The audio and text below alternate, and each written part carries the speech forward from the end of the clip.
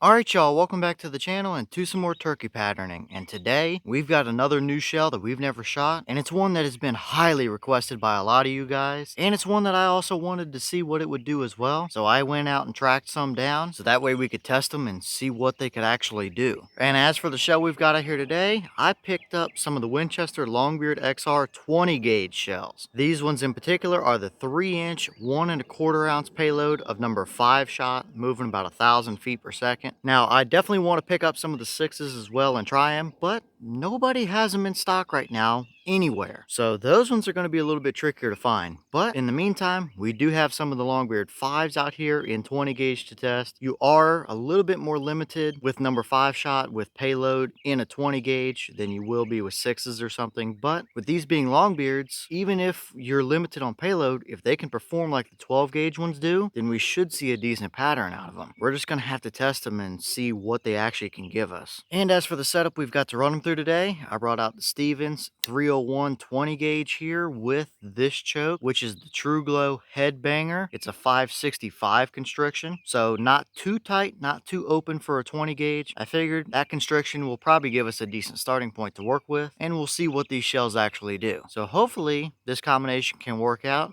and we see a typical, pretty good looking Longbeard pattern today. But as for the test, everything is the same as usual. The turkey target is set up at 40 yards. I've got the chronograph so we can get our velocity as well. So we'll get you guys to view the target, take the shot, look at the chrono, and then go down and look at the results. I have some decently high hopes for these Longbeard shells in 20 gauge, but we are limited with our pellet count. So can the Longbeards actually perform like they typically do? I think that's going to be the big question. But let's go over here and take this shot and just see what kind of a pattern they're able to give us.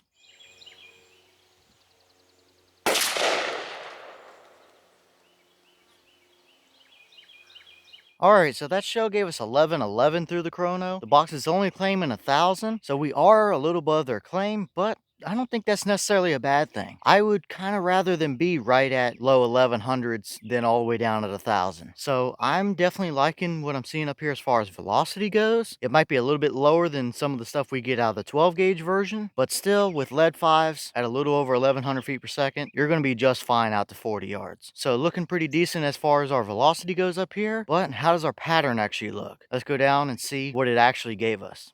Alright, now we're down here at our 40-yard paper, and this is what we got. And it's kind of a mixed bag, really, I guess. We do have a dead bird. There is one pellet through the brain and a couple more down the spine there that would have gotten the job done. The Birchwood Casey, on the other hand, looked absolutely terrible again, so I had to get the paint marker out so you guys could actually see what was going on here. This latest batch of Birchwood Caseys has been probably some of the worst ones we've had yet. But as for the pattern here, I don't know. It's really kind of all over the place. We definitely have a centralized-ish core. It might be just a touch off to the right. And if I just showed you what's in frame there, although it's not anything amazing as far as pattern goes, it would absolutely be good enough to get you a turkey out at 40 yards. There's not really anywhere within that about 10 to 12 inch space there that he can get away from you. Now, looking at the rest of the pattern though, it's really kind of just splotchy and not so amazing. We have shot covering most of the rest of this paper just splattered all over the place. Not really super uniform outside of that core area, that's for sure. And I don't know, maybe we can tune that in with the right choke at the right constriction. Maybe these want a little more, maybe these want a little bit less constriction. Don't really know yet. We're just going to have to test it with some different chokes and see what happens. Because even our core area here doesn't really look like a typical Longbeard core either. There are a number of little bit larger voids in here, some right above his head there, and just several gaps in this core that just doesn't really remind me of a Longbeard pattern. If I were to show you that, chances are you probably wouldn't guess that it was a Longbeard pattern. So kind of just all over the board with this one. Now, is it good enough to get you a turkey at 40 yards out of that setup? Yeah, it is. Would it be a combination that I would probably use? Most likely not. Now, I hope that, or at least I think that, we should be able to get a little bit better than this through the right choke combination for these shells. And if we manage to find some of the Longbeard 6s in 20 gauge, I think a lot of those gaps will be filled in with the extra pellet count. As for an initial test here today, although no, it's not the worst 20 gauge pattern we've seen by a long shot, it is a far cry from the best as well. And not even really getting into the realm of what a Longbeard Longbeard shell typically does in a 12 gauge anyway. And I don't know if we're going to be able to reach that with 20 gauge versions or not, but we're just going to have to run it through a bunch of different combinations and see what it can do. So I guess as for today's setup, at least we have a starting point now. It's good enough. It would get the job done if that's what you had available for you to use, but definitely not quite as good as what I was hoping for. And I think, or at least hope,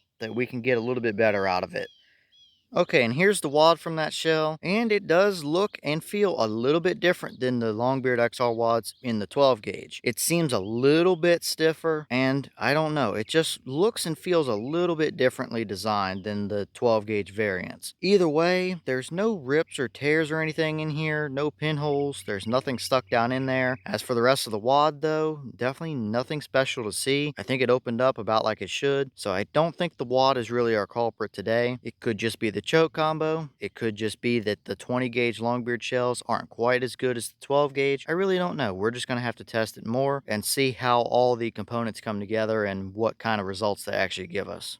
Alright y'all, well, what did you think about that pattern right there? It's not the worst 20 gauge pattern we've seen. It's not the best either. And if I were to just show you a picture of that, chances are you probably wouldn't really guess that it was a Longbeard load. So there's definitely quite a bit of difference, at least in this initial test, than what we see in the 12 gauge Longbeards typically. So we're just going to have to run them through a bunch of setups and see what they do, because they might just be a little bit less amazing than the 12 gauge versions. So as always, leave your thoughts in the comments. Is that about what you expected to see? Were you a little bit surprised one way or the other? Hoping for better? Expecting worse? Have you tested any of the 20 gauge Longbeard shells? And if so, what has been your results with them? And if there's another choke combination that you want to see these shot through, then by all means, let me know all that stuff down in the comments. I was definitely hoping for a little bit better, but at least we now have a starting point that we can work from and see whether or not they like a little more constriction or a little less constriction or whatever the case might be. But with that being said, I've got some more testing to get done for you guys today, so I'm going to get back to it. As always, we have the channel Instagram as well as the mailbox where you can send stuff if you'd like. All that information will be in the description if you're interested in it, but I'm going to get back to it, so I'll see y'all in the next one.